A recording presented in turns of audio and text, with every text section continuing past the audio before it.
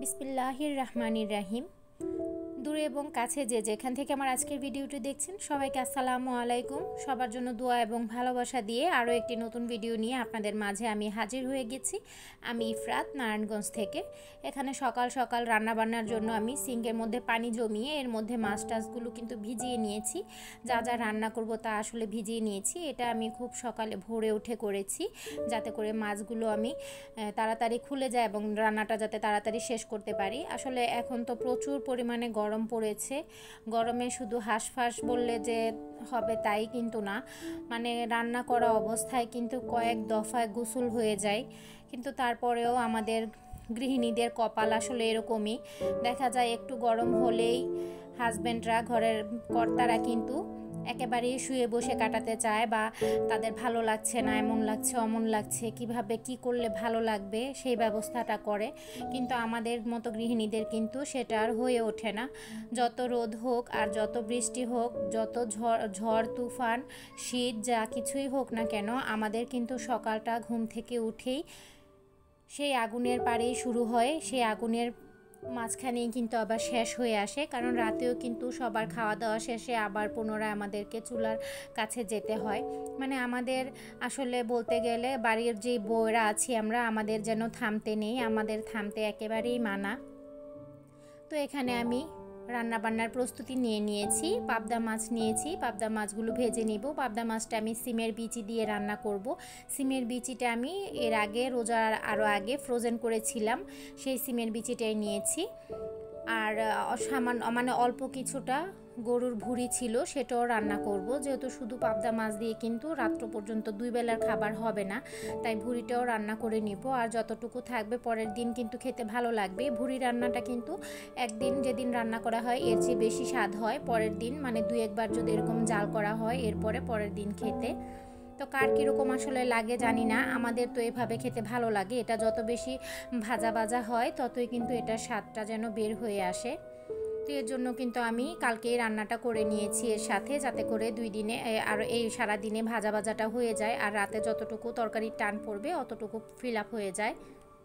তো এখানে আমি 1 কাপের মতো কিন্তু পেঁয়াজ কুচি নিয়েছি। পেঁয়াজগুলো ভালো করে নরম হয়ে গেলে এর মধ্যে এখন আমি পানি দিয়ে দিচ্ছি, আর আদা রসুন বাটাগুলোও কিন্তু এর মধ্যে ভাজা হয়ে গেছে।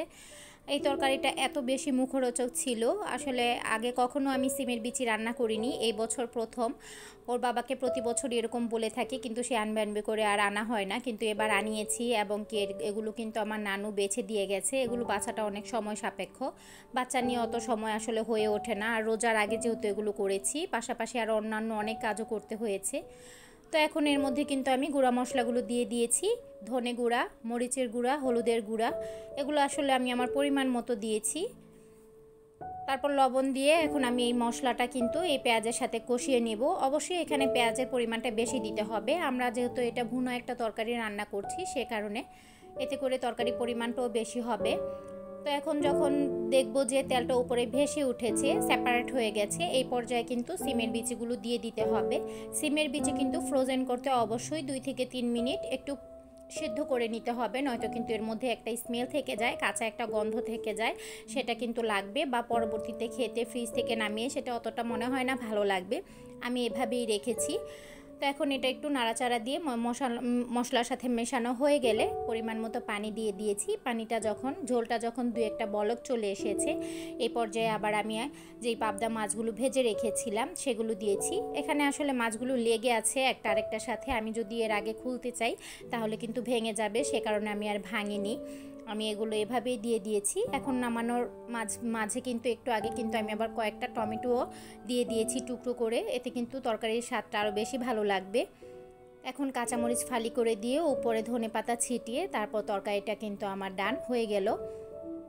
সিমের বিচি দিয়ে পাবদা মাছের ভুনা। ট্রাস্ট মি, কেউ যদি বাসায় এভাবে ট্রাই করে দেখেন তাহলে বুঝতে পারবেন যে আসলেই তরকারিটা অনেক বেশি মজার হয়েছিল। অল্প একটু তরকারি দিয়েও কিন্তু অনেকটা ভাত খাওয়া যাচ্ছিল, আর সেই সাথে সিমের বিচিতে কিন্তু প্রচুর পরিমাণে ভিটামিন থাকে এই বীজ জাতীয় খাবারগুলোতে, সেই ভিটামিনটাও কিন্তু অলরেডি পাওয়া হয়ে গেল। আমার পছন্দ যেমন তেমন, আমার বাচ্চারা কিন্তু অসম্ভব পছন্দ করে এই খাবারটা খেয়েছে।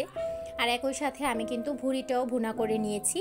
ভুঁড়িটা ভুনা করে নিয়েছি, সেটা আপনাদের সাথে আর শেয়ার করিনি, যেহেতু পাশাপাশি অন্য একটা চুলায় করেছি। এখন আমি সন্ধ্যার দিকে মেয়েদের জন্য, সন্ধ্যা না সরি বিকেলবেলা মেয়েদের জন্য একটা পাউন্ড কেক বানাবো। সেজন্য এখানে আমি 2টা ডিম নিয়ে নিয়েছি। ডিম 2টার সাইজ অবশ্যই বড় নিয়েছি। আসলে যদি ডিমের সাইজটা বড় হয় তাহলে কিন্তু ডিমের ফোমটাও একটু পরিমাণে বেশি হয়, এতে করে কেকটার পরিমাণও বেড়ে যায়। তো এখানে 1 কাপ থেকে 2.5 টেবিল চামচের মতো ময়দা কিন্তু আমি সরিয়ে নিয়েছি। মানে এতটুকু পরিমাণ নিয়েছি, 1 কাপ প্রথমে নিয়ে সমান করে তার থেকে 2.5 কাপ সরিয়েছি। আর এখানে 1.5 টেবিল চামচ গুঁড়া দুধ ব্যবহার করেছি। গুঁড়া দুধটা আপনারা পাউন্ড কেকে ব্যবহার করবেন, তাহলে কিন্তু খেতে ভালো লাগবে। আর 1 টেবিল চামচ কর্নফ্লাওয়ারও দিয়েছি। এখন হাফ চা চামচ বেকিং পাউডার দিয়েছি।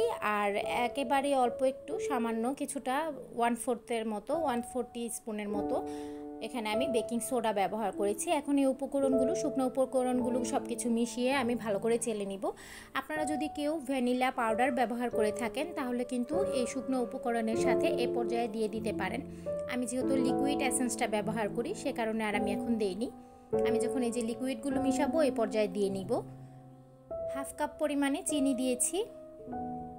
অবশ্যই 2টা ডিম দিয়ে 1 পাউন্ড কেকের জন্য হাফ কাপ পরিমাণে চিনি প্রয়োজন হবে। এর চেয়ে বেশি দিলে মিষ্টিটা কিন্তু অনেক বেশি হয়ে যাবে। আর 1/3 কাপ যেই রান্নার তেলটা আছে সেটা ব্যবহার করেছি। 1/3 কাপ দুধ ব্যবহার করেছি। দুধটা কিন্তু আগে থেকে জাল করা ছিল। এখন আমি এই সবগুলো একসাথে মিশিয়ে নিচ্ছি। আপনারা যদি কেউ চান তাহলে কিন্তু ধাপে ধাপেও মিশাতে পারেন, সেটা করলে কিন্তু আরও ভালো হয়। আমার যেহেতু হাতে সময় কম ছিল তাই আমি একসাথেই করে ফেলেছি। যারা নতুন বানাবেন তারা অবশ্যই চিনিটা 2 থেকে 3 ধাপে দিয়ে তারপর ফোমটা তৈরি করে নেবেন। আর এরপর দুধ, তেল এগুলো মিশিয়ে নেবেন, সাথে ভ্যানিলা এসেন্স মিশাবেন। আর সব কিছু মেশানো হয়ে গেলে 5 থেকে 10 সেকেন্ডের মতো হাফ চামচ ভিনেগার মিশিয়ে নেবেন। আমার আসলে এটা স্কিপ হয়ে গেছে যেহেতু একটা ফোন চলে এসেছিল। এখন আমি কেকের যে মোল্ড সেটা তৈরি করে নিচ্ছি। আপনাদের সাথে কথা বলতে বলতে অলরেডি কিন্তু আমার কেকের মোল্ডটা তৈরি করা হয়ে গেছে।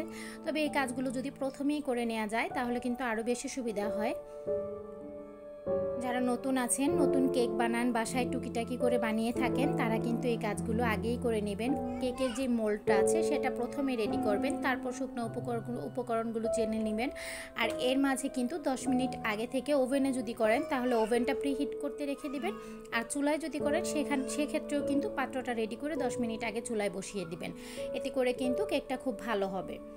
তো এখন আমার শুকনো উপকরণগুলো 2 থেকে 3 ধাপে মেশানো হয়ে গেছে। আপনারা 2 থেকে 3 ধাপে আস্তে আস্তে করে মিশিয়ে নেবেন। অবশ্যই এখানে তাড়াহুড়া করবেন না, তাহলে যে ফোমটা তৈরি করেছেন সেটা কিন্তু নষ্ট হয়ে যাবে, এতে করে কেকটা ভালোভাবে ফুলে উঠবে না। আর অবশ্যই কেকের ব্যাটারটা একেবারে উপর থেকে একটু ঢালার চেষ্টা করবেন, এতে করেও কিন্তু কেকটা খুব সুন্দর হবে। আমি এখন এটা একটু ট্যাপ করে নিচ্ছি যাতে করে যে বাবলগুলো আছে সেগুলো যাতে বের হয়ে যায়।